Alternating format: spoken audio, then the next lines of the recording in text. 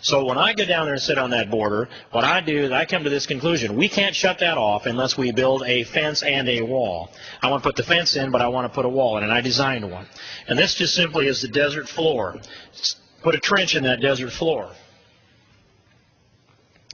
We have the ability to put together a machine that would be a slip-form machine that would lay a footing about like this, Mr. Speaker. And if I give you a look at the end of that, you'd have that about 5 feet deep underneath the ground. It'd keep the wall from tipping over. We'd pour a notch in it that would allow us to put precast panels in.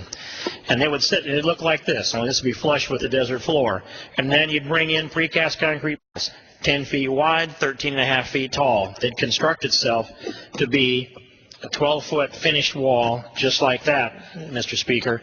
Drop these panels in together in this fashion. Just so we take a crane and drop them in.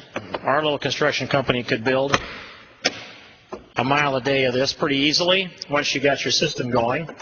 It isn't all going to work, and the whole 2,000 miles are not going to work that way, but a lot of it will work this way, Mr. Speaker.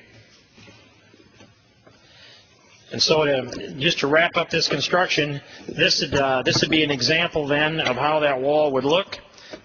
Now you could also deconstruct it the same way. You could take it back down.